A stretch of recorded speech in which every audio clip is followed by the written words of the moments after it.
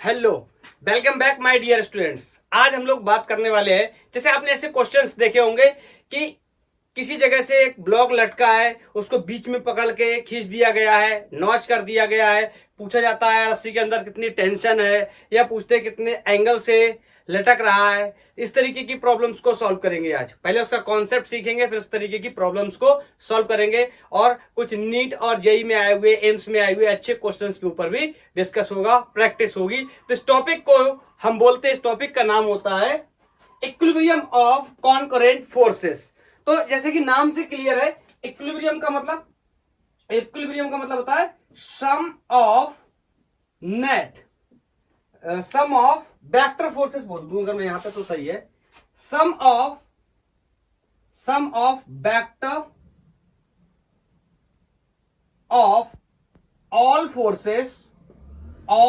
Forces is zero. मतलब F net की value किसी भी जगह पे, ध्यान रखना, एफ नेट, और वो भी कैसा, वेक्टर फॉर्म में, शुड बी जीरो। तो उसको हम क्या बोलते हैं, ऐसी कंडीशन को हम बोलते हैं इक्विलिब्रियम। कॉन्करेंट फोर्सेस का मतलब ऐसा होता है, ध्यान से सुनना, किसी एक पॉइंट पे मल्टीपल फोर्सेस लग रहे हो, उसे हम बोलते हैं कॉन्करेंट फोर्सेस।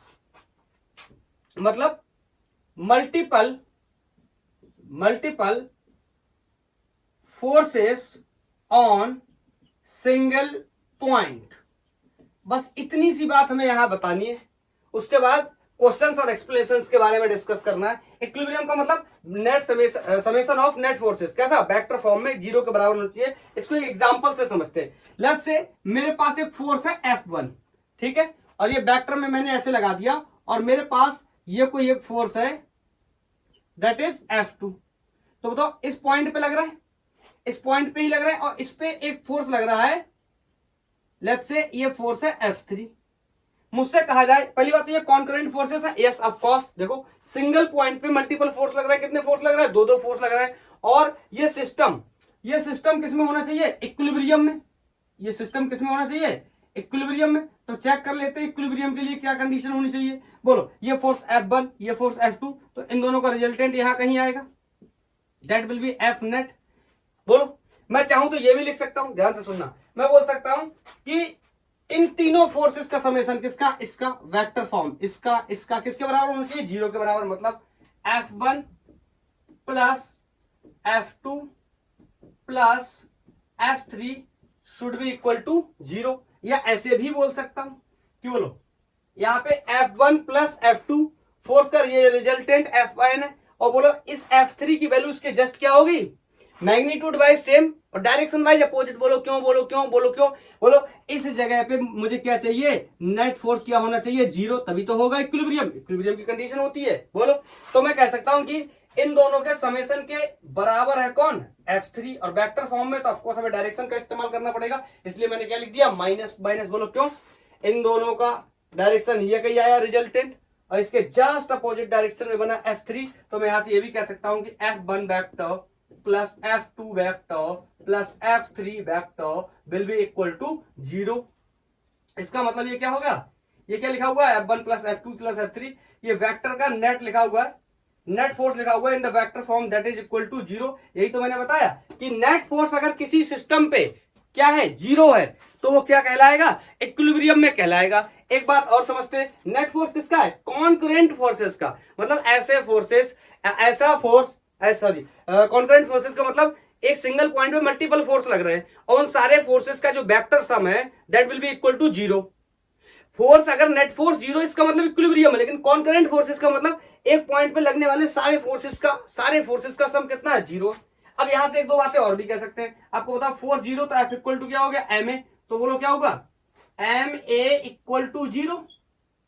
बोलो, इसका मतलब या तो M जीरो है या तो A जीरो है। आपको पता है किसी भी ऑब्जेक्ट का मास कभी भी जीरो नहीं हो सकता, क्लियर। इसका मतलब क्या है, A जीरो है। A जीरो होने के पीछे दो बातें हो सकती हैं, या तो वेलोसिटी कैसी है, कांस्टेंट, या वेलोसिटी में भी जीरो ही हो सकती, जीरो भी क्या है, कांस्टेंट है। बोलो, एक्सेलरेशन कांस्टेंट का मतलब है rate of change of velocity per unit time is called acceleration. अरे बोलो, एक्सेलरेशन क्या होता है, dv अपॉन dt, और एक्सेलरेशन क्या है, कांस्टेंट। मतलब चेंज इन वेलोसिटी क्या है, कांस्टेंट। मतलब वेलोसिटी कैसी है, कांस्टेंट। चेंज इन वेलोसिटी कैसी है, जीरो, मतलब वेलोसिटी कैसी है, कांस्टेंट। मतलब अगर कोई ऑब्जेक्ट मोशन कर रहा है, तो वो यूनिफॉर्म वेलोसिटी के साथ मोशन कर सकता है इन केस ऑफ इक्विलिब्रियम, मगर एक्सेलरेटेड मोशन के साथ कभी भी मोशन नहीं कर सकता। क्यों? क्योंकि वहां पर अगर एक्सेलरेशन है तो फोर्स भी होगा और फोर्स की वैल्यू होनी चाहिए कितनी, 0 in case of the equilibrium. Clear है? तो मतलब अगर ऐसा है कि कुछ लोगों के दिमाग में ये परसेप्शन होता है कि इक्विलिब्रियम का मतलब होता है रुका हुआ, ऐसा बिल्कुल भी नहीं। इक्विलिब्रियम का मतलब या तो रुका हुआ है या चल रहा है तो कांस्टेंट वेलोसिटी या कांस्टेंट स्पीड के साथ चल रहा है, उसकी जो वेलोसिटी है उसमें चेंजमेंट नहीं होना चाहिए। Is it clear? ओके, अब मैं इसको हटाता हूं, ये कॉन्सेप्ट हम समझ गए। अब मैं कुछ क्वेश्चंस के पॉइंट ऑफ व्यू से बात करता हूं। मैं आपको कुछ 10-12 सवाल लगवाने वाला हूं अलग अलग तरीके के, हम समझेंगे इसमें कैसे निकालेंगे टेंशन एंड ऑल। बोलो। मैं ज्यादा क्वेश्चंस की लैंग्वेज को लिखना प्रीफर नहीं करूंगा क्योंकि टाइम बहुत लग जाएगा, लेक्चर की लेंथ बहुत हो जाएगी, तो मैं थोड़ा सा टाइम को रिड्यूस करने के लिए सबसे पहला प्रॉब्लम मैं एनसीईआरटी से ले रहा हूं। एनसीईआरटी का फर्स्ट प्रॉब्लम है, ये मैं पहला प्रॉब्लम एनसीईआरटी से ले रहा हूं।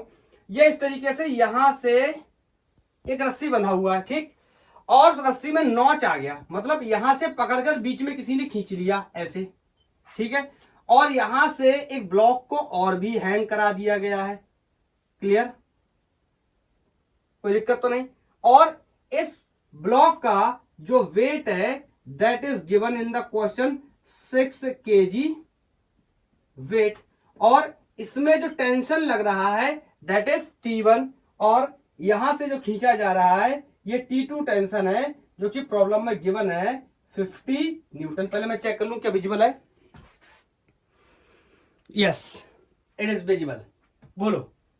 और मेरे से बोल रहा है कि ये यहां से जो एंगल बना रहा है ना, यहां से ये एंगल थीटा है। क्लियर? ये एंगल क्या है? थीटा है। क्लियर? तो मेरे से बोला जा रहा है व्हाट इज द एंगल, मतलब इस थीटा को मुझे बताना है। बोलो, व्हाट इज द एंगल, क्या होगा एंगल ऑफ रोप, रस्सी का, विथ ये कोई रूफ है, विथ रूफ, नाम लिख दूं, यहां लिख दूं roof, if system is in equilibrium. देखो, सिस्टम तो इक्विलिब्रियम में, ये बात वैसे भी मुझे समझ में आ रही है। नेट फोर्स क्या है? 0। क्यों? क्योंकि ये किधर भी चल नहीं रहा। अगर चल रहा होता तो यूनिफॉर्म वेलोसिटी से चल रहा था तो भी काम है। ये रुका हुआ है तो इसमें किसका मतलब, किसमें? इक्विलिब्रियम में। देखो, तो क्या करेंगे ऐसे क्वेश्चंस को सॉल्व करने के लिए? सबसे पहले तो इनका फ्री बॉडी डायग्राम बनाएंगे। फ्री बॉडी डायग्राम का मतलब किसी ऑब्जेक्ट पे लगने वाले सारे फोर्सेस का डिस्कशन करेंगे, जितने जितने एंगल्स पे दिए गए उस हिसाब से सेट करेंगे। तो मैं कंपोनेंट बनाना, हम लोग वेक्टर में सीख चुके हैं। बोलो, जिन लोगों को नहीं बनाने आते कंपोनेंट, वो मेरा लेक्चर देख सकते हैं यूट्यूब पे जाके, वेक्टर के बारे में पढ़ाई कर सकते हैं। और यहाँ पे अगर आपको ज्यादा समझना है तो मैं जितनी बातें बताऊं उतनी बातें याद रखो, आप जो लेक्चर देखने से बच जाओगे। बोलो, क्लियर? तो यहाँ पे टेंशन T1 है, ये टेंशन कितना है? T2 है। अब ध्यान से सुनना, अगर मैं आपसे बोलूं, देखो बेसिक प्रॉपर्टीज बोलूंगा, ये सबको पता होना चाहिए। बोलो, जेड वाले एंगल बराबर होते हैं। अगर मैं यहां से ऐसे लाइन इसको ऐसे ड्रॉ करूं, बोलो, तो ध्यान से देखो, जेड वाले एंगल्स बराबर होते हैं, ये बात सारे लोग को पता होगी। अगर यहां से इसको मैं ऐसे कर दूं, बोलो, अब बताओ, अगर ये एंगल जेड है, सॉरी ये एंगल थीटा है, तो बोलो बोलो बोलो बोलो, क्या कह सकता हूं? ये एंगल भी थीटा होगा। क्यों? अगर ये एंगल थीटा तो ये एंगल भी थीटा। कोई डाउट नहीं होना चाहिए। अब फिर से वही कहानी वहीं पे आकर टक गई कि अगर ये एंगल थीटा है, ये टेंशन T1 है, तो अब तुम्हें पता होना चाहिए, देखो यहां से बन रहा है एंगल इस तरीके से, तो ये वाला कंपोनेंट कौन सा हो जाएगा? T1 cos theta. अब यहां पे अगर तुम ये नहीं जानते हो कि ये कंपोनेंट कैसे होंगे तो बहुत बड़ी प्रॉब्लमेटिक कहानी है। तो इसके लिए मैं शॉर्ट में आपको बता चुका हूं, जहां से एंगल बने एंटी क्लॉकवाइज, वो वाला क्या होता है? कॉस थीटा, और उसका परपेंडिकुलर क्या होता है? Sine theta. तो बताओ, एक तो बन गया ये, बोलो, ये तो आ गया क्या? टी का कॉस थीटा, इसका परपेंडिकुलर। अब इसका परपेंडिकुलर देखो, इधर भी बन सकता है और इधर भी बन सकता है, हमें देखना पड़ेगा जो इम्पैक्ट है ये इस तरीके से। बताओ, तो इसका एक कंपोनेंट कहां आएगा? ऊपर, मतलब ये रस्सी को ऊपर खींचना चाहेगा ऐसे, और आगे भी, मतलब आगे मतलब लेफ्ट साइड में बढ़ाना चाहेगा, तो इस साइड में आने का कोई चांस नहीं। बोलो, कहां आएगा? इस साइड। और ये वाला कंपोनेंट कितना हो जाएगा? ये वाला कंपोनेंट कितना हो जाएगा? T1 का साइन थीटा। मैं आपको बता चुका हूं, ये वाला कंपोनेंट और ये वाला कंपोनेंट हमेशा एक दूसरे के क्या होते हैं, परपेंडिकुलर। और मेरे को बताना क्या है, एंगल कितना होगा। तो देखो कुछ इक्वेशंस बना लेता हूं, मतलब ये सिस्टम बैलेंस कर रहा है। तो यहां पे देखो मैं कह सकता हूं कि T1 साइन थीटा किसके बराबर है, T2 के, मतलब 50 के। एक बार लिख दूं, T2 इज इक्वल टू 50। बोलो यहां से T1 sine theta is equal to 50। अब ये आगे सॉल्व नहीं होगा, क्यों, ना तो एंगल की वैल्यू पता है और ना ही टेंशन की वैल्यू पता है। तो बोलो अब एंगल तो मुझे बताना है, तो मैं टेंशन की वैल्यू को एलिमिनेट कर सकता हूं या टेंशन की वैल्यू को कहीं से फाइंड आउट कर सकता हूं और लाकर अगर मैं यहां पे रख दूं तो मेरा काम बन जाएगा। तो बोलो ये तो हॉरिजॉन्टल डायरेक्शन में मैंने देख लिया, ये जो इक्वेशन बना हुआ है ये हॉरिजॉन्टल डायरेक्शन में इक्विलिब्रियम है। हॉरिजॉन्टल डायरेक्शन में इक्विलिब्रियम है। बताओ इधर फोर्स कितना है, T2 50, इधर फोर्स कितना है, T1 साइन थीटा, और दोनों क्या कर रहे हैं, एक दूसरे को बैलेंस। बोलो बोलो बोलो क्यों क्यों कर रहे हैं, क्योंकि ये सिस्टम किधर भी मूव नहीं कर रहा किसी एक्सीलरेशन से। इसका मतलब ये क्या है, लिख देता हूं एक लाइन में, शुरुआत कर रहा हूं इस वजह से बता दे रहा हूं। हॉरिजॉन्टल इक्विलिब्रियम, ठीक है। अगर मैं वर्टिकल इक्विलिब्रियम की बात करूं, बार बार नहीं लिखूंगा, ये पहली बार इसलिए लिख दे रहा हूं। वर्टिकल इक्विलिब्रियम, बोलो ऊपर की तरफ फोर्स कौन लग रहा है, T1 cos थीटा। क्या इसके अलावा कोई और फोर्स लग रहा है, क्या इसके बराबर और कोई फोर्स लग रहा है। और बोलो ये किसको बैलेंस कर रहा है, 6 kg वेट को। बोलो 6 kg वेट को। और बता आपको केजी ही वेट, 1 kg वेट किसके बराबर होता है, 10 न्यूटन के। इसी चैप्टर में सीख क्या है, ग्रेविटेशनल यूनिट में। नहीं पता है तो जाके देखे, इस बात के बारे में कोई हेल्प नहीं करूंगा। तो ये होगा 60 न्यूटन। बोलो दो चीजें पता चल गई। बोलो अब मेरे को पता है, यहां से अगर मैं इक्वेशन 1/2 कर लूं क्या हो जाएगा, T1 sine theta upon T1 cos theta will be equal to 50 upon 60। 0 से 0 मर गया, T1 से T1 मर गया, sign theta upon cos theta की वैल्यू कितनी हो गई, tan थीटा इज 5/6। अब चाहो तो छोड़ दो, थीटा इज tan इनवर्स 5/6। ये हमारा आंसर हो गया। या आप चाहो तो नोन करना चाहो तो ये अप्रोक्स 39.8 डिग्री के आसपास आता है, ठीक है। ये पहला क्वेश्चन था हमारा। क्लियर है, समझ गए हमने एंगल की वैल्यू फाइंड आउट कर ली, कैसे कर ली, इज दिस क्लियर। बोलो क्लियर है, कोई डाउट तो नहीं। ऐसे बहुत सारे प्रॉब्लम्स करेंगे, आपका कॉन्सेप्ट बिल्कुल क्लियर हो जाएगा। मैं इसको हटा रहा हूं इसको हटाऊं, ओके।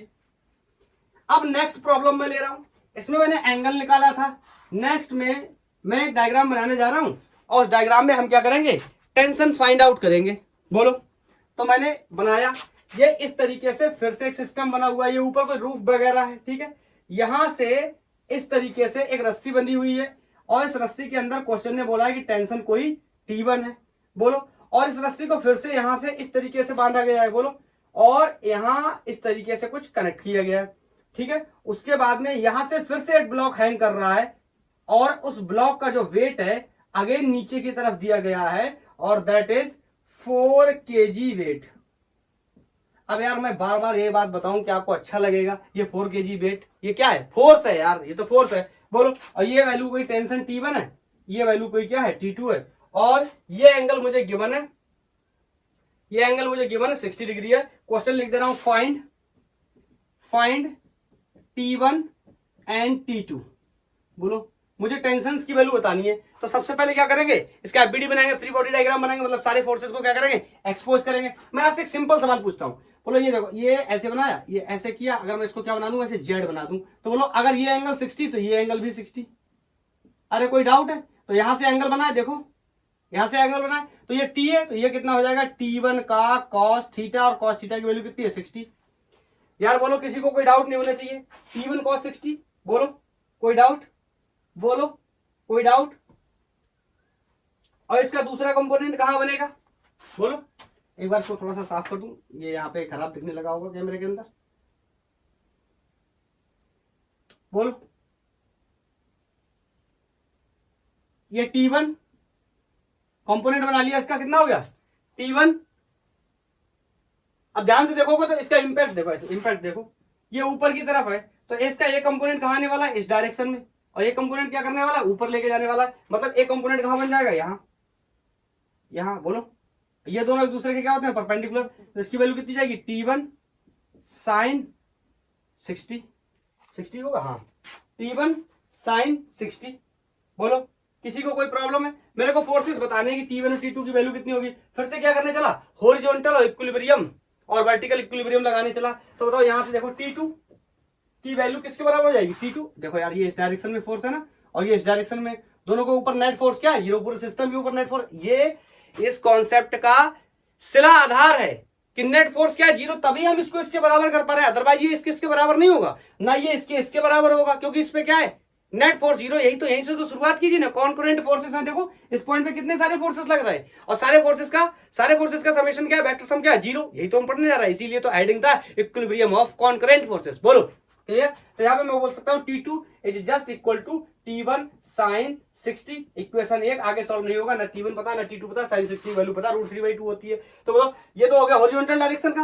वर्टिकल डायरेक्शन की अगर बात करूं तो बोलो क्या हो जाएगा, T1, अब लिखूंगा नहीं बार बार हॉरिजॉन्टल है वर्टिकल, T1 sin 60 को कौन किसको बैलेंस कर रहा है, इस वेट को। तो बोलो वेट की वैल्यू कितनी होगी, 4 किलोग्राम वेट है, न्यूटन में कन्वर्ट कर दूंगा तो कितना हो जाएगा, 40। अभी जस्ट बताए थे 1 kg वेट किसके बराबर होता है, 10 न्यूटन के। तो बोलो यहां से इक्वेशन हो गई 2, या 2 क्या हो गई, यहां से T1 की वैल्यू ही निकाल लेते। तो T1 इंटू साइन 60 की value √3/2 will be equal to 40। इधर गया तो T1 की वैल्यू कितनी आ गई, 40 दुनाई 80 बटे √3 न्यूटन। ये T1 की वैल्यू आ गई। पुट इन 1 कर दो, पुट इन 1 यहां रख दो यहां, तो T2 की वैल्यू आ जाएगी, T2 की वैल्यू हो जाएगी 80 बटे 3। बोलो ये √3 कैसे आ गया, हाँ ये ठीक है 80 बटे √3, और साइन 60 की वैल्यू कितनी होती है, √3/2। मुझे लगता है कुछ गड़बड़ हो गया है। ये देखो this is not T1 cos 60, this is T1, sorry this is not T1 sin 60, this is T1 cos 60। Actually क्या होता है ना, जैसे आप स्टूडेंट हो, आप कोई काम करते रहते हो तो आपको पता चल जाता है गलत हो रहा है ना। ऐसे ये मेरी इन पे इतनी ज्यादा प्रैक्टिस है, इतने साल दर साल से मैं करता चला आ रहा हूं कि मुझे कहीं भी थोड़ा गलत होता है ना तो अजीब सा महसूस होने लगता है कि कुछ सही नहीं है। cos 60 की वैल्यू कितनी होती है, हाफ, इससे ये हमारा कितना हो गया 40। तो T2 की वैल्यू कितनी आ गई, 40/√3 न्यूटन। तो ये मुझे पता चल गया किसकी वैल्यू है, T1 की और T2 की। बोलो क्लियर है। ऐसे बहुत सारे सवाल करेंगे, आपका कॉन्सेप्ट एकदम मैं क्लियर कर दूंगा। बहुत सारे लोग परेशान थे, अरे सर मैंने उनका लेक्चर देखा, अरे सर मैंने उनका लेक्चर देखा, वो ये पढ़ा रहे हैं, रस्सी बना रहे हैं, ब्लॉक बना रहे हैं, FBD बना रहे हैं, सर पुली लटका रहे हैं, आप कब करेंगे। देखो ये रस्सी वाला केस तो आ गया, पुली वाला भी आएगा, डोंट वरी, लेकिन जब आएगा तो एकदम क्लियर करके जाएगा, जैसे ये बिल्कुल क्लियर करूंगा मैं आपका। बोलो 2 क्वेश्चन 3 हो गए। नेक्स्ट क्वेश्चन है, मैं इसको हटा रहा हूं तो डिटरमाइन हो गया, टेंशन क्लियर है।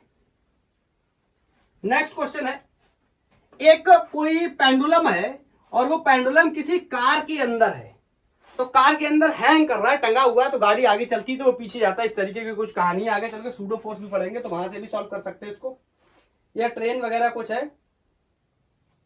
क्वेश्चन इज, लिख दे रहा हूं इस बात थ्योरी में, अ ट्रेन इज मूविंग हॉरिजॉन्टली, बोलो हॉरिजॉन्टली ट्रेन मूव कर रही है या हॉरिजॉन्टल ट्रैक पे मूव कर रही है। अ पेंडुलम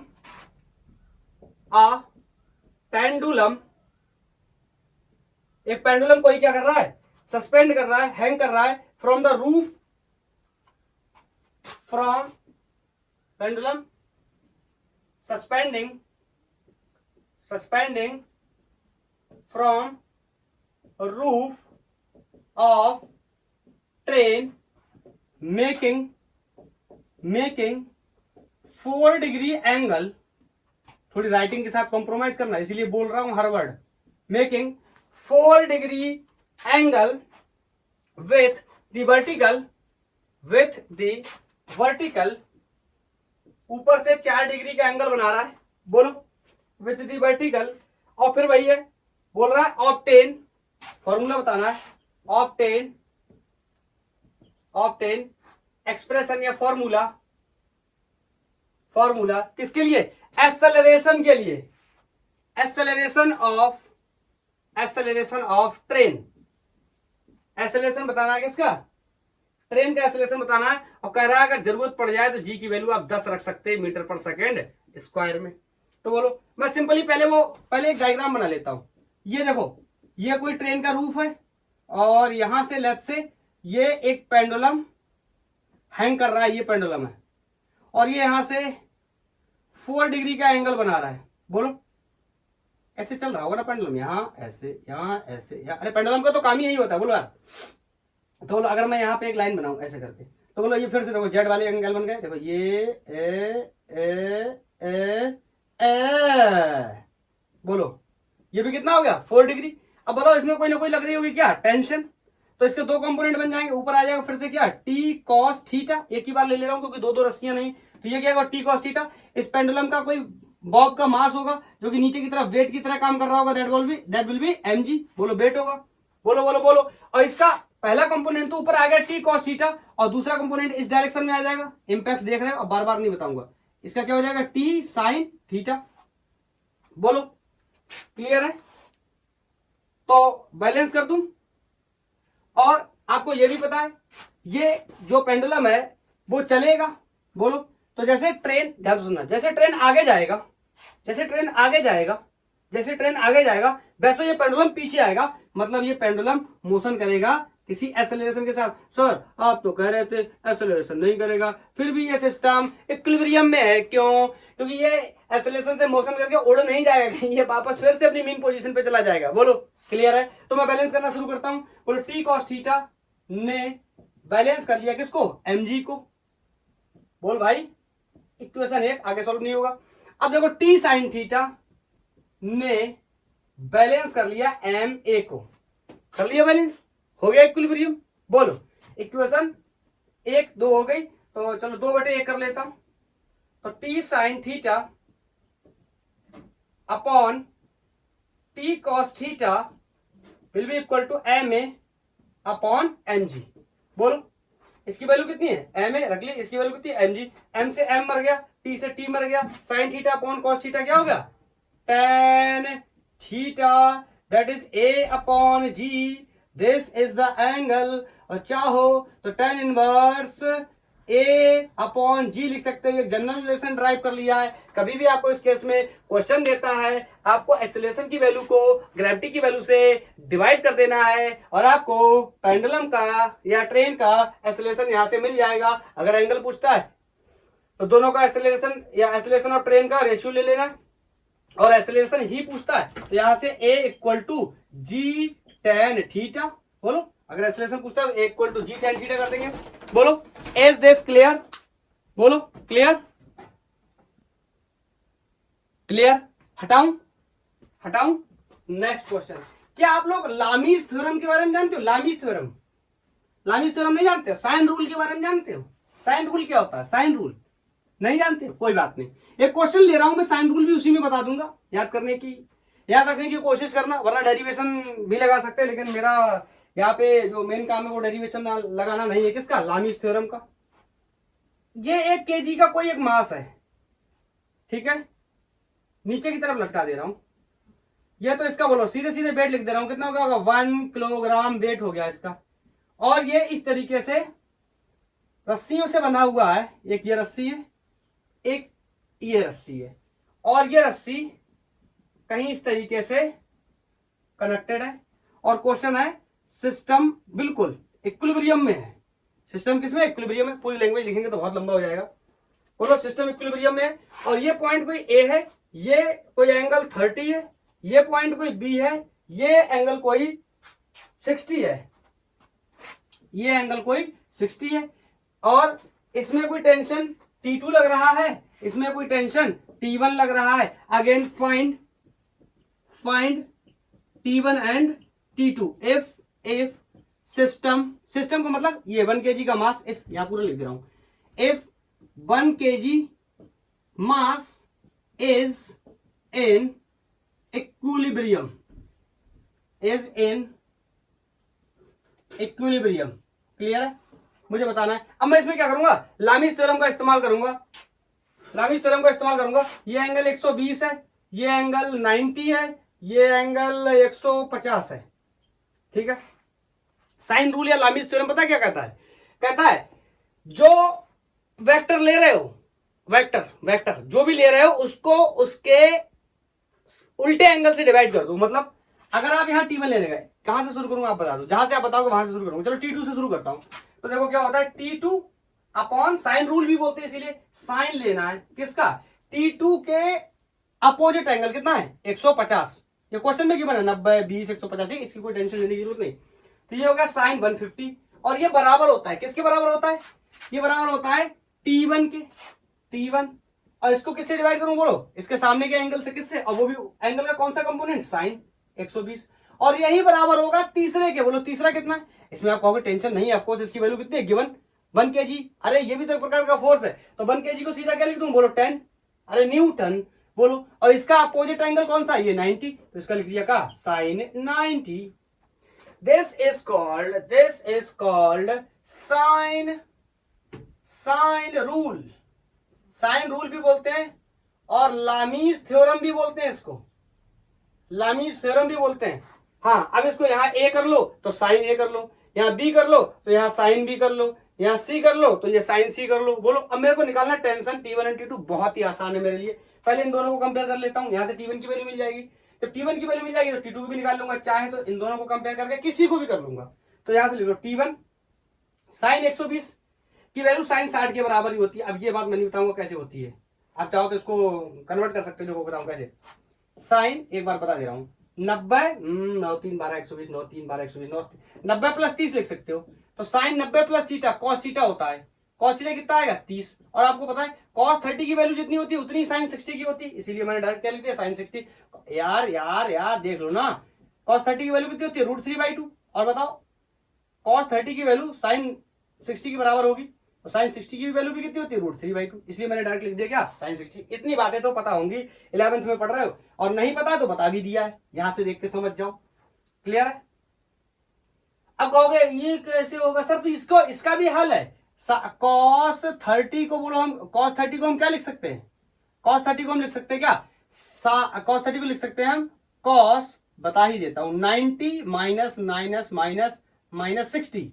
बोलो cos 90 माइनस 60 लिख सकते हैं। बोलो cos 90 माइनस थीटा क्या होता है साइन थीटा, देखो आ गया ना साइन 60, ये लौट के आ गया। ठीक है, अब क्लियर हो गया होगा। साइन 90 की वैल्यू हमेशा 1 होती है। बोलो अरे इन दोनों का ले लिया, ये क्लियर। यहां से T1 की वैल्यू यहां से कितनी आ गई, T1 इक्वल टू 10 और साइन 60 की वैल्यू मुझे सबको पता है। बोलो 10 कितने होते हैं √3/2, ये मर गया 5 हो गया। T1 इक्वल टू 5√3 न्यूटन, किसकी वैल्यू आ गई T1 की। T2 की वैल्यू निकालनी है तो चाहे तो यहां रख दो या T2 को डायरेक्ट इसके साथ कंपेयर कर दो, ऐसे ही बोलो साइन, ये साइन कितना है 150, तो 150 को मैं क्या लिख सकता हूं, बोलो 150 को मैं क्या लिख सकता हूं, साइन 90 प्लस बोलो 9 और 9 6 15, साइन 90 प्लस थीटा। अरे 150 को साइन 150, देखना मैं लिख रहा हूं क्या, समझ में आ रहा है। साइन 150 कैन बी राइट, क्या लिख सकता हूं, साइन 90 क्या करूंगा, ऐड करूंगा, कहते 9 6 15, इसमें 60 ऐड करूंगा, बोलो लिख सकता हूं। तो साइन 60 की वैल्यू कितनी हो गई, जितनी कॉस 30 की। इसका मतलब साइन 150 को भी मैं क्या लिख सकता हूं, साइन 60। अरे बोलो यार, ये तो बहुत कॉमन सेंस की बात है, इसमें कोई दिक्कत नहीं है। गड़बड़ हो गया 150 9 6 15 साइन ए कौन से क्वाड्रेंट में चला गया, ये दूसरे क्वाड्रेंट में, वहां क्या आता है माइनस, नहीं ये cos 30 के बराबर हो जाएगा, cos 30 के बराबर हो जाएगा। अब ज्यादा नहीं बताऊंगा कैसे होगा, इसके लिए आप पढ़ाई करें। नहीं cos 30 नहीं गलत हो गया, cos 60 के बराबर होगा और cos 60 साइन 30 के बराबर होता है। आई थिंक ये वाली बात बिल्कुल सही होने वाली है। हाँ cos 60 के बराबर होगा, क्योंकि साइन 90 प्लस थीटा, ये कितना हो जाएगा cos 60 हो जाएगा। और बताओ cos 60 को ही मैं क्या लिख सकता हूं, साइन 30, इन दोनों की वैल्यू बराबर होती है, इसकी वैल्यू भी हाफ होती है, साइन 30 की वैल्यू भी हाफ होती है, cos 30 की वैल्यू हाफ होती है, तो यहाँ पे साइन के टर्म्स में लिख रहा हूं तो साइन 30 ही लिख देता हूं। बोलो किसके साथ कंपेयर करना, चाहे इसके साथ कर लो क्योंकि T1 की वैल्यू भी पता है, बोलो चाहे इसके साथ कर लो, इसके साथ थोड़ा सा आसान हो जाएगा। तो ये कितना हो जाएगा 10/1, तो यहाँ T2 की वैल्यू 10 इंटू साइन 30, साइन 30 की वैल्यू सबको पता है हाफ होती है, 10 into half will be, T2 की वैल्यू कितनी हो जाएगी 5 न्यूटन। क्लियर है, पहला आया T1 आया 5√3, दूसरा T2 आया 5 Newton. Is it clear, is this clear, बोलो बोलो बोलो बोलो, क्लियर, हटाऊं, नेक्स्ट। अरे ऐसे इतने सवाल कर लेंगे ना, एकदम से कॉन्सेप्ट ऐसा हो जाएगा हमारा एकदम से क्लियर। बस आप सारे सवालों को देख लेना, अच्छे से प्रैक्टिस कर लेना, और कोई गाइड बुक उठा लेना नीट की या जेई की, और उसमें जो भी क्वेश्चंस आपको मिले बिल्कुल कॉन्सेप्चुअल तरीके से फॉलो करते रहना, सॉल्व करते रहना, बिल्कुल कॉन्सेप्ट क्लियर हो जाएगा। मेरे से बोल रहा है एक बॉडी है कोई जिसका मास m है, और ये दो रस्सियों से बंधा हुआ है लाइक दैट दिस। एक रस्सी ये है, एक रस्सी ये है, और ये दोनों रस्सियां जिस रूप से बंधी हुई हैं, यहां से ये अलग अलग एंगल बना रहा है। इसका एंगल कोई बीटा है, इसका एंगल कोई अल्फा है। बोलो, तो यहां पे पहले वेट बना लू, इसका वेट क्या हो जाएगा एम जी, नीचे की तरफ, ये तो हमेशा होगा। और क्वेश्चन क्या कह रहा है, क्वेश्चन कह रहा है कि find tension in the string. बोलो, कह रहा है find tension, tension in the string. अरे कोई ऐसा तो नहीं जो ये सोच रहा है कि टेंशन ऐसे क्यों लिख दे रहा है, ये मैं पहले से बता चुका हूं न्यूटन्स लॉ के अंदर कि टेंशन हमेशा बॉडी से अबे काम करता है। यहां पे बनाऊंगा तो यहां पे भी अबे ही काम करेगा, ऐसे ही। और रस्सी सेम है तो टेंशन सेम, रस्सी जब तक सेम तब तक टेंशन सेम, याद रखो। बोलो, यहाँ पे कोई T2, तो यहां से भी अगर बनाना चाहो तो यहां से भी T2, जहां से काम होता है ना वहां से बनाते हैं। क्लियर? बोलो, तो फिर से क्या बनाएंगे इसका, पहले तो FBD बनाएंगे। तो FBD बनाने के लिए बोलो क्या करेंगे, कंपोनेंट करेंगे। तो बोलो, अब देखो ये ऐसे, देखो ये जेड, देखो जेड, जेड कहां बन रहा है, ये ऐसे। बोलो क्लियर है, ये बना जेड, मतलब ये एंगल बीटा, तो ये एंगल भी कितना हो गया बीटा, और ये कितना है टी, तो ये टी का कितना हो जाएगा T1 का कॉस बीटा, और इसका दूसरा कंपोनेंट इसके जस्ट परपेंडिकुलर। बोलो क्यों क्यों, इंपैक्ट कहां है, ऊपर की तरफ। अब तो समझ आने लगा होगा ना। तो इसका कंपोनेंट ये कितना हो जाएगा, अभी रूफ हटा दूं, यहां लिख दूं, ये हो जाएगा T1 साइन बीटा। बोलो, कोई दिक्कत तो नहीं। अब ऐसे यहां पे देखो, ये देखो, ये देखो जेड, देखो जेड देखने की कोशिश करो, ये ऐसे, ये ये अल्फा। बोलो, तो ये कितना है T2, तो ये कितना हो जाएगा T2 का कॉस अल्फा। बोलो, इसका परपेंडिकुलर, इसका परपेंडिकुलर, इसका परपेंडिकुलर। बोलो कितना हो जाएगा T2 का साइन अल्फा। बोलो क्लियर है। और सिस्टम किसमें है, इक्विलिब्रियम में। तो सारे फोर्सेस का क्या कर देंगे, सारे फोर्सेस का क्या कर देंगे, समेशन क्या कर देंगे, जीरो के बराबर, या बैलेंस कर लेंगे, एक ही बात है। तो अगर हॉरिजॉन्टल डायरेक्शन में देखें, लिख दूं लिख दूं लिख दूं, हॉरिजॉन्टल, हॉरिजॉन्टल इक्विलिब्रियम देखें अगर हम, बोलो तो क्या हो जाएगा T2 cos alpha will be equal to T1 cos beta. अब देखो यहां से मुझे T1 और T2 की वैल्यू बतानी है, दोनों की, फाइंड टेंशन इन स्ट्रिंग। तो यहां से अगर मैं T2 की वैल्यू लिखना चाहूं तो T2 की वैल्यू हो जाएगी कितनी, T1 cos बीटा अपॉन, ये बटे में चला जाएगा, cos अल्फा। आगे सॉल्व नहीं होगा, ना T1 पता ना T2 पता है। ये तो हो गया हॉरिजॉन्टल इक्विलिब्रियम। अगर मैं वर्टिकल देखूं, वर्टिकल देखूं, बोलो तो ऊपर की डायरेक्शन में देखो, वर्टिकल इक्विलिब्रियम देखो।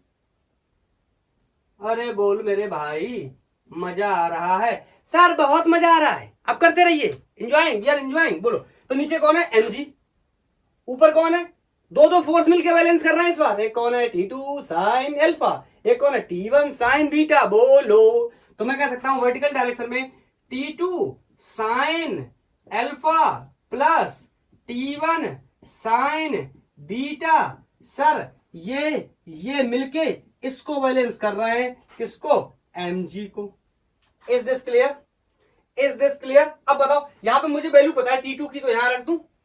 बोलो, पुट T2, ये इक्वेशन 2 रख दे रहा हूं, कोई पुट T2 इन इक्वेशन 2। तो T2 की वैल्यू क्या है, T1 cos beta upon cos alpha, एक second, into sine alpha plus T1 sine beta. देखो T2 की वैल्यू हो गई T1 cos beta upon cos alpha, sine alpha की वैल्यू को लिख लिया, यहाँ T1 sine beta will be equal to mg। कोई दिक्कत, एक लाइन और लिख सकता हूं, एलसीएम लूं अगर मैं, तो बोलो एलसीएम ले लेता हूं। देखो देखो देखते रहे ना, ये आ गया common LCM, that is cos alpha. सबसे पहले मुझे चेक करने देना विजिबिलिटी, बहुत ही कठिन सवाल होते हैं इनमें, एक बार गलत हो जाता है ना तो बार बार साफ करने में बहुत दिमाग खराब होता है। बोलो, तो यहां से हो गया T1 cos beta sine alpha. ये तो एज इट इज आ जाएगा क्योंकि इसके नीचे है। अब बोलो इसके नीचे नहीं है तो इसमें मल्टीप्लाई में चला जाएगा भैया, अलजेब्रा को ऐसे ही तो करते हैं, साइन बीटा कॉस अल्फा, और ये सब किसके बराबर हो जाएगा, mg के बराबर। बोलो बोलो बोलो बोलो बोलो, क्लियर। अब इसको हटा रहा हूं, इस फोटो को हटा दे रहा हूं, 1 2 3 1 2 3 हटाऊं, ओके। सारे बैलेंस तो हमने कर ही लिए, अब इसकी जरूरत है नहीं फोटो की। यहाँ पे बस T1 और T2 की वैल्यू निकल आएगी, तो बोलो यहाँ से T1 की वैल्यू मिल जाएगी, उसे इधर रख देंगे। तो यहां से देखो क्या आ गया, T1 cos beta sine alpha plus T1 sine beta cos alpha, clear. ये कॉस अल्फा मल्टीप्लाई हो जाएगा इसके साथ, तो इधर बराबर में जाके क्या हो जाएगा, mg कॉस अल्फा। तो T1 यहाँ पे भी है, T1 यहाँ पे भी है, एक लाइन बढ़ाने के बजाय मैं यहीं पे कॉमन ले लेता हूं, तो ये T1 कॉमन आ गया और T1 की वैल्यू ही मुझे निकालनी है। तो ध्यान से देखो, ध्यान से देखो, आपको चलो एक बार बता देता हूं। आपको पता है साइन ए प्लस बी क्या होता है, क्या आप जानते हैं साइन ए प्लस बी क्या होता है, क्या होता है, sign A cos B plus cos A sine B, बिल्कुल वैसे ही दिख रहा है, cos beta sine alpha sign beta cos alpha. इसका मतलब ये लिखा हुआ है साइन अल्फा प्लस बीटा या बीटा प्लस अल्फा, एक ही बात है, कोई फर्क नहीं पड़ता, जोड़ रहे हैं क्योंकि mg कॉस अल्फा।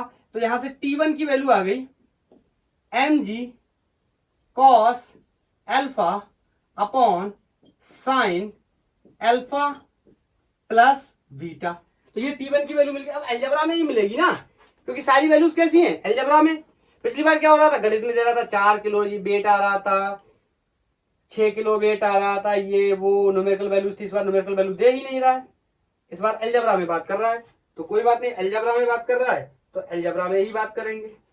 बोलो क्लियर है, क्लियर है, कोई डाउट तो नहीं। अब T1 की वैल्यू मिल गई, इसको कहां रख देते हैं, इक्वेशन 1 में, यहां से T2 की वैल्यू मिल जाएगी।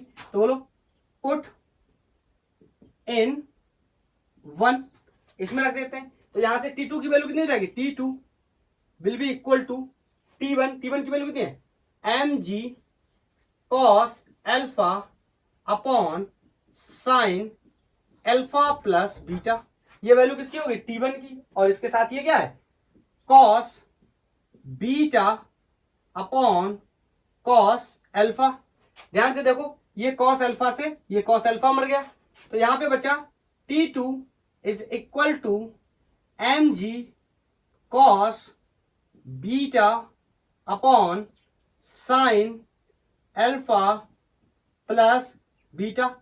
ये हो गया टेंशन T2, क्वेश्चन में जो हमसे पूछा गया था ये हो गया टेंशन T1, ये दोनों की वैल्यूज हो गई।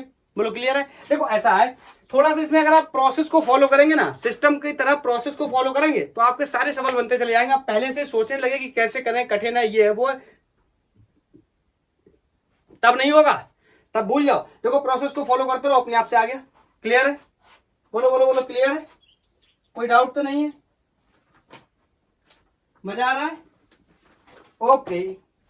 अब मैं, ये तो मेरे सिंपल कुछ क्वेश्चन, सिंपल का मतलब इस तरीके के क्वेश्चन हो गए जो हैंग कर रहे हैं। अभी इंक्लाइन प्लेन का एक दो प्रॉब्लम कर लेते हैं। क्लियर है, इंक्लाइन प्लेन का सर अब रहने दो, बहुत कठिन हो रहा है। भैया इंक्लाइन प्लेन बहुत जरूरी है, इंक्लाइन प्लेन के बारे में नहीं पढ़ेंगे तो बिल्कुल भी काम नहीं बनेगा। बोलो हटा रहा हूं, क्लियर, नोटेड, 1 2 3 नोटेड, यस।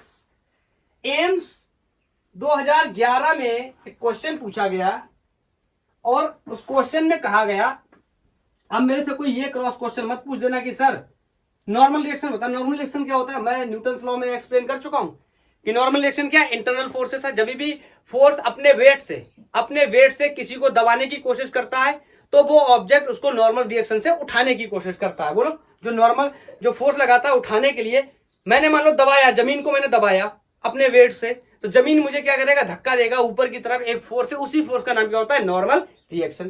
तो एम्स 2017 में 17 में क्वेश्चन पूछा गया और मेरे से बोला कि what is the normal reaction. पहले मैं लिख देता हूं, what is the normal reaction. Normal reaction की वैल्यू क्या होगी, क्वेश्चन पूछा गया ऑल इंडिया मेडिकल साइंस 2017 में, और क्वेश्चन ये इंक्लाइन प्लेन का सवाल है। इस तरीके से एक इंक्लाइंड प्लेन दे रखा है और इस पे कोई ऑब्जेक्ट रखा है, ये एंगल थीटा है और इसका मास कोई m है और क्वेश्चन में 4 ऑप्शन दे रखे हैं। 4 ऑप्शन लिखने में तो काफी टाइम लगेगा, इतनी देर में तो सॉल्व हो जाता। mg sine theta plus f cos theta, दूसरा ऑप्शन है mg sine theta minus f cos theta, तीसरा ऑप्शन है mg cos theta minus f sine theta, चौथा है mg cos theta plus f sine theta. देखो clear.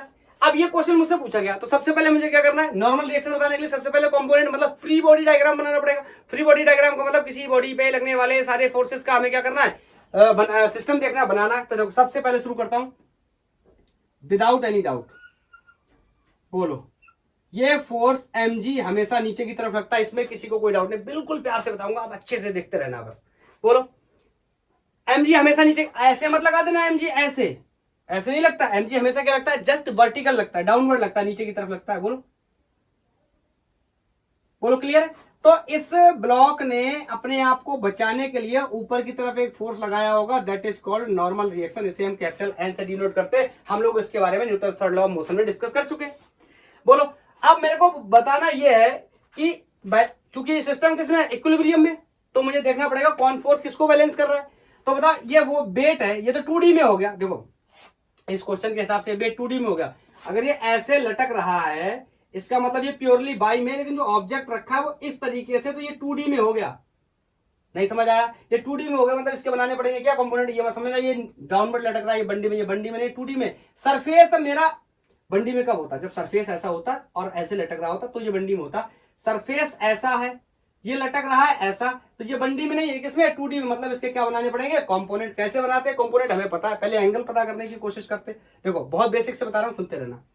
मैं आपसे बोलूं ये एंगल थीटा, ये एंगल सबको पता कितना होता है 90, तो ये एंगल कितना बचा 90 माइनस थीटा, ट्रायंगल है। बोलो क्लियर। अब मैं इस लाइन को अगर ऐसे कर दूं, बोलो बोलो ये वाली लाइन और ये वाली लाइन एक दूसरे के परपेंडिकुलर है कि नहीं, यहां बना दूं। ये देखो ये वाली लाइन ये है और ये वाली लाइन ये एक दूसरे के परपेंडिकुलर है, जिसमें इतना एंगल 90 माइनस थीटा है, तो इतना कितना बचा 90 माइनस थीटा। सर ये क्या हो रहा है। अरे अगर ये एंगल थीटा होता तो बोल ये कितना होता 90 माइनस थीटा, लेकिन ये पहले से 90 माइनस थीटा, तो बोल कितना हो जाएगा 90। पूरा एंगल देख देख देख भाई एक बार सुन, ये एंगल, ये पूरा एंगल 90 होता है, जिसमें ये 90 माइनस थीटा है, तो ये कितना बचेगा। या तो तू ऐसे बोलते थीटा बचेगा, या फिर ऐसे बोलते सर ये 90 माइनस थीटा, ये बचेगा। तो जब इसको ओपन करूंगा तो 90 माइनस 90 और थीटा कैसा हो जाएगा प्लस का, ये मर जाएगा। इसका मतलब एंगल कितना बचेगा थीटा। मतलब आप देख क्लियर हो गया, ये एंगल क्या है थीटा। मैं देख लूं विजिबल है, अच्छा दिख रहा है, साफ स्वच्छ दिख रहा है। बोल भाई अगर ये एंगल थीटा और ये वेट ऐसे लटक रहा है, नीचे की तरफ एक फोर्स लग रहा है, बता ये लग रहा है ऐसे फोर्स, तो इसके 2 कंपोनेंट बनेंगे। एक तो इस डायरेक्शन में आ जाएगा, that will B mg cos theta. किसी को कोई शिकायत नहीं होनी चाहिए, क्योंकि cos थीटा कौन सा होता है, जहां से एंगल बनता है। देखिए यहां से एंगल बन रहा है, मैं थोड़ा सा इसको बड़ा करके क्या इधर बता दूं, थोड़ा सा क्या इसको जूम करके इधर बता दूं। देख पॉइंट मास बना ले रहा हूं इसको, सबसे बेहतर है इसको, यहाँ एबीडी बना रहा हूं ना, इसको पॉइंट मास बना लिया, इसकी वैल्यू कितनी है m, और ये वेट इस पे नीचे की तरफ ऐसे mg है, ठीक है। ये सरफेस ऐसे है, ठीक है। और ये वाला एंगल कोई क्वेश्चन में गिवन है थीटा, तो ये कितना हो गया 90, सबको पता है। ये कितना हो गया 90 माइनस थीटा। तो ये वेट क्या करने पड़ेंगे कंपोनेंट। तो देख भाई अगर ये 90 माइनस थीटा, ये 90 माइनस थीटा, देखिए ये थीटा, ये 90, तो ये 90 माइनस थीटा। अब ये 90 माइनस थीटा और ये पूरी वैल्यू कितनी 90, तो 90 minus theta, 90 minus 90 minus theta, ये कितना हो गया वोल्ट थीटा। और यहां से बन रहा है ये एंटी क्लॉकवाइज एंगल, तो इस वेट के 2 कंपोनेंट आएंगे। तो पहला cos थीटा वाला कंपोनेंट किधर आएगा, जहां से एंगल बनता है, ये एंगल बन रहा है देख, तो ये बन गया mg cos थीटा, ठीक है। अब इस वेट का इंपैक्ट समझ भाई, नीचे की तरफ है, मतलब एक कंपोनेंट इसका बिल्कुल इस तरीके से आ गया, तो दूसरा पता ऊपर बनाऊं इस तरीके से या नीचे बनाऊं। ये तो बहुत कॉमन सेंस की बात है, आपको साफ समझ में आ रहा होगा कि इसका दूसरा कंपोनेंट कहीं ऐसे बनने वाला। अरे इंपैक्ट भी तो देखना है ना, इंपैक्ट देख के ही बनाते हैं। बोल ऐसे बना दूं, इसकी वैल्यू कितनी जाएगी mg sin थीटा, बता बोल भाई क्लियर है। तो मैं मैं यहाँ पे बना देता हूँ, मुझे क्वेश्चन तो यहीं पे सॉल्व करना है, तो यहाँ पे बना देता हूँ, ये कितना हो गया mg sin थीटा। बोल बोल बोल। और मैंने एक क्वेश्चन में मैंने अभी एक चीज बनाई नहीं है, वो भी मैं बना देता हूँ। और इस क्वेश्चन पे ये इस तरीके से कोई फोर्स F लग रहा है। सर ये तो बहुत कठिन हो गया। बिल्कुल भी कठिन नहीं है, बिल्कुल भी कठिन नहीं। क्या ये फोर्स हॉरिजॉन्टल डायरेक्शन में लग रहा है? ना ना ना ना, हॉरिजॉन्टल में कब लगता? ध्यान से सुनना, अगर सरफेस ऐसा है, ऐसा लगता तो ये हॉरिजॉन्टल में था, 1D में था। सर ये तो 2D में। अगर सरफेस ऐसा होता तो ये 2D में है। सरफेस ही ऐसा है, उस पे ऐसे रखा हुआ है, तब जब ऐसे फोर्स लगेगा तो वो 1D में होगा। लेकिन अगर ऐसे लग रहा होगा तो वो किस में होगा? 2D में होगा। तो फिर से इस फोर्स के भी बोल क्या बनेंगे? बोल क्या बनेंगे? बोल क्या बनेंगे? कंपोनेंट। Is this clear? इसके क्या बनेंगे? कंपोनेंट। अब मैं इस फोर्स के कंपोनेंट यहां बना के बताऊं, यहां बना के बताऊं, यहां बना के बताऊं। बताओ भाई, ये इस तरीके से mg हो गया, ये mg का cos थीटा हो गया, बताओ। और यहां पे ये फोर्स कुछ लग रहा है F, ठीक, यहां पे मैंने ये लगा दिया। बताओ, ये एंगल था थीटा, क्लियर? तो ये कितना हो गया? 90 माइनस थीटा। ये वाला एंगल कितना हो गया? 90 माइनस थीटा। और यहां से अगर मैं इसके डायरेक्शन में बनाने की कोशिश करूं तो बोल, ये फोर्स, ये जो लाइन बनाई है मैंने, ये इंक्लाइन के अलॉन्ग हो जाएगी। तो बोलो, अगर ये 90 माइनस थीटा, ये थीटा, तो ये कितना हो गया? 90 माइनस थीटा। ये दोनों एक दूसरे के क्या परपेंडिकुलर, तो ये एंगल कितना हो गया? 90 माइनस थीटा। बोल, अगर ये 90 माइनस थीटा तो ये कितना? देख, ये वाली लाइन, एरो बना रहा हूं, ये वाली लाइन देख भाई, ये जो एरो बनाया ना, एरो, ये जो एरो बनाया, ये वाली लाइन देख, ये वाली लाइन ऐसे, ये एरो बनाया। और दूसरा एरो बनाता हूं, दूसरा एरो बनाता हूं, दूसरा एरो बनाता हूं, ये यहां पे देख, ये वाली लाइन ऐसी। बोलो, इन दोनों के बीच में फिर से कितना एंगल है? 90 डिग्री। और जिसमें ये वाला एंगल 90 है, तो फिर ये वाला कितना बचा? फिर से थीटा। बोलो यार, क्योंकि ये वाला एंगल, ध्यान से देखो, ये वाला एंगल और ये वाला एंगल कितना है? फिर से 90 है, जिसमें ये 90 माइनस थीटा है, तो ये कितना बचा? 90 माइनस थीटा। फिर से 90 से 90 मर गया, फिर से कितना बचा? थीटा। और फिर से थीटा के दो कंपोनेंट, इस फोर्स के, सॉरी थीटा के नहीं, इस फोर्स के दो कंपोनेंट। बोलो, एक इंक्लाइंड के अलोंग, तो बोलो यहां से बन रहा है, देख देख देख देख देख, यहां से बन रहा है एंगल थीटा। तो बोल, ये वाला कौन सा हो गया? एफ का कॉस थीटा। कोई दिक्कत नहीं होनी चाहिए। और दूसरा कंपोनेंट इसके क्या बनेगा? परपेंडिकुलर। दूसरा कंपोनेंट इसके क्या बनेगा? परपेंडिकुलर। इंपैक्ट देख भाई, इंपैक्ट देख। सर सांस तो लेने दो, इतनी जल्दी जल्दी बता दिया, कोई बात नहीं, देख ले मेरे भाई, देख ले मेरे भाई। बोल भाई, तो दूसरा कंपोनेंट कहां बनेगा? बोल बोल बोल। यार थोड़ा सा मैंने फोटो अगर मैंने बड़ा बनाया होता ना, थोड़ा सा तो मेरा काम हो जाता। बोल, दूसरा कंपोनेंट इसका परपेंडिकुलर, ध्यान से देखना, अब यहाँ पे बड़ा ही खिचपिच हो जाएगा। ये इस तरीके से बनेगा, इसका परपेंडिकुलर बनेगा ना, इसका परपेंडिकुलर बनेगा ना, तो बोलो कितना हो जाएगा? F sine theta. बस, क्वेश्चन का आंसर हमारे हाथों में। बोलो कैसे बैलेंस कर लेंगे? बैलेंस, बोलो F cos theta, F cos theta. ये मेरा क्वेश्चन नहीं है, फिर भी बता दे रहा हूं। एफ कॉस थीटा किसको बैलेंस कर लेगा? mg sin थीटा को। अरे बोल भाई, अब अगर मैं बोल दूं हॉरिजॉन्टल वाले फोर्स हॉरिजॉन्टल को बैलेंस करते हैं, ये भी हॉरिजॉन्टल ही है एक टाइप से देखो तो। सर ये हॉरिजॉन्टल का, ये हॉरिजॉन्टल है क्योंकि सरफेस ऐसी है, तो उसका हॉरिजॉन्टल यही हो गया। बोलो, और वर्टिकल क्या है?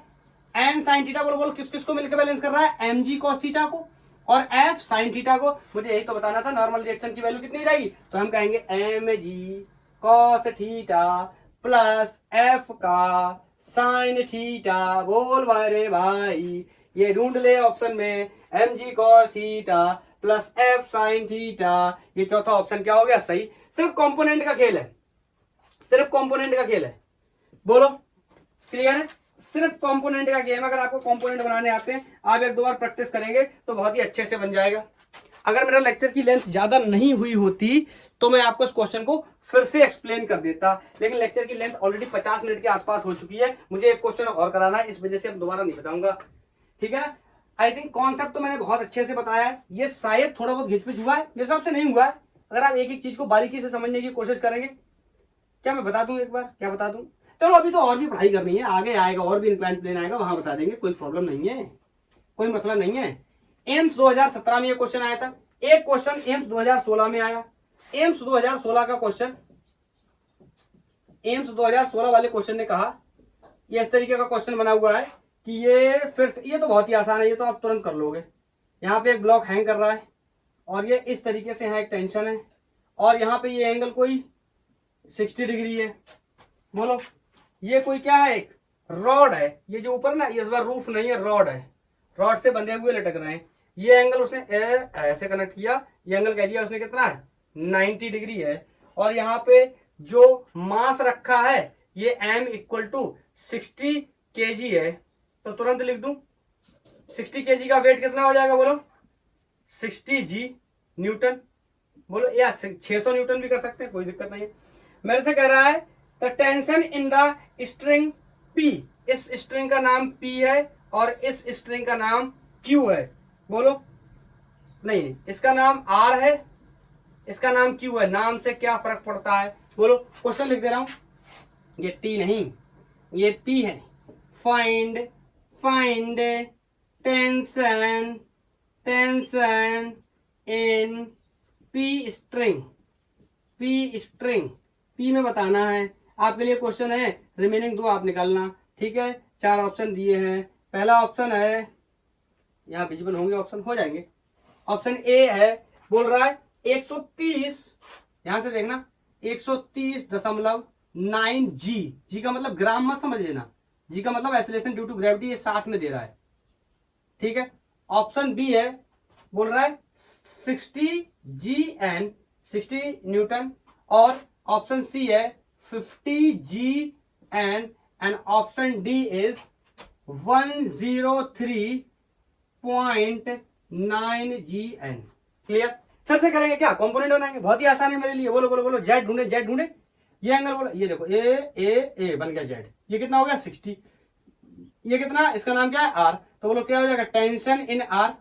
अरे यार इसमें होगा तो टेंशन इन आर हो गया। बोलो इसके 2 कंपोनेंट बनाऊंगा, इधर आ जाएगा कौन, T R cos theta cos 60, इसका परपेंडिकुलर हो जाएगा कौन, टी आर साइन 60। बहुत ही आसान है, अब बैलेंस कर लेंगे। बताओ T R cos 60, T R cos 60 किसको बैलेंस कर रहा है, इसमें जो भी टेंशन होगा इसको बोलेंगे टेंशन इन पी, इसकी वैल्यू कितनी होगी, टेंशन इन पी। बहुत ही आसान है, ये मेरा आंसर हो गया। कॉस 60 की वैल्यू मुझे पता होती, बस टेंशन इन आर में पता चल जाए तो मेरा काम हो जाएगा, आर वाली रस्सी में। ये तो बहुत ही आसान है, ये वाला इसको क्या कर लेगा, बैलेंस कर लेगा। तो मैं कह सकता हूं वर्टिकल डायरेक्शन में क्या हो जाएगा, टी आर साइन 60 किसको बैलेंस कर लेगा, इसको। 60 किलोग्राम है, बोलो तो इसको मैं लिख लिया 60 जी, सब जी में है तो जी ही रख लेता हूं, ऑप्शन में सारे आंसर जी में। बोलो यहां से टी आर की वैल्यू आ जाएगी, बहुत ही क्लियर है। टी आर की वैल्यू कितनी होती है, सॉरी ये टी आर हो गया, साइन 60 की वैल्यू कितनी होती है, √3/2 विल बी इक्वल टू 60 जी। ये इधर जाएगा कितना हो जाएगा, 120 जी। टी आर बराबर 120 g upon √3, put in one यहां रख देंगे। तो tension in P string will be equal to tension in R कितना है, 120 जी अपॉन √3, और cos 60 की वैल्यू कितनी होती है, हाफ। इससे मरा कितना हो गया, यहां कर देता हूं। तो tension in P string will B 60 जी ऊपर और नीचे √3 की वैल्यू या 1/√3 की वैल्यू 0.57 होती है, 1/√3 की वैल्यू 0.57 होती है। उसके बाद इसका इसमें मल्टीप्लाई करूंगा, अब देखो ज्यादा नहीं बताऊंगा, यहां पे ये हो गया आंसर, अब सॉल्व नहीं करूंगा। आंसर हो गया आपको, अगर मैच नहीं कर रहा है √3 की वैल्यू 1 डाल करके मल्टीप्लाई करेंगे, ये वाला ऑप्शन मैच कर जाएगा। एम्स 2015 में ये सवाल आया था, नहीं सॉरी एम्स 2016 में ये लिखा है, एम्स 2016 में। बोलो एक क्वेश्चन और नोट करता हूं, लेक्चर को पॉज करता हूं, पॉज करके नोट करूंगा। ये नेक्स्ट क्वेश्चन है, बोल रहा है एक मास है, टाइट किया है top of the 2 identical poles, कोई 2 खंबे हैं, इस तरीके से पोल बने हुए हैं और उनसे एक मास को बांधा गया है कुछ इस तरीके से।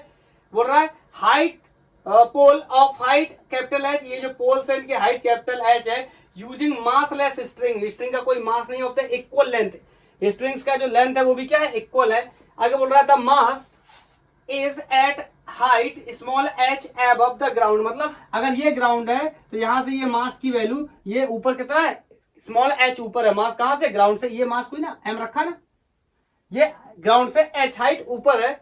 बोल रहा है आगे above at the equilibrium, concept clear कर दिया, किसका है, इक्विलिब्रियम को कॉन्सेप्ट है, आप इक्विलिब्रियम यूज कर सकते हैं, मतलब हॉरिजॉन्टल फोर्सेस को वर्टिकल फोर्सेस के हॉरिजॉन्टल फोर्सेस सारे बराबर कर सकते हैं, वर्टिकल फोर्सेस सारे क्या कर सकते हैं, बराबर कर सकते हैं। If the distance between the poles is capital L, मतलब ये जो सेपरेशन दिया है ये कितना है, कैपिटल एल। इन पोल्स के बीच का जो क्या है, सेपरेशन है या डिस्टेंस है। बोल रहा है the tension in each string will B, इस स्ट्रिंग में कोई क्वेश्चन बहुत कठिन नहीं है, इन स्ट्रिंग में और इन स्ट्रिंग में टेंशन की वैल्यू क्या होने वाली है ये आपने बताना है। एम्स 2015 में पूछा गया था, ये 4 ऑप्शन है और ये आपके लिए होमवर्क में रहने वाला है। ये क्वेश्चन आप करके और आंसर मुझे बताएंगे, एम्स 2015 का सवाल है। क्लियर? इस लेक्चर को यहीं पे करते हैं समाप्त, पढ़ाई करते रहिए, ठीक है? सब कुछ क्लियर है, कोई डाउट तो नहीं है? ओके, थैंक यू, धन्यवाद। अगर आपको कोई सजेशन है तो आप मुझे बता सकते हैं।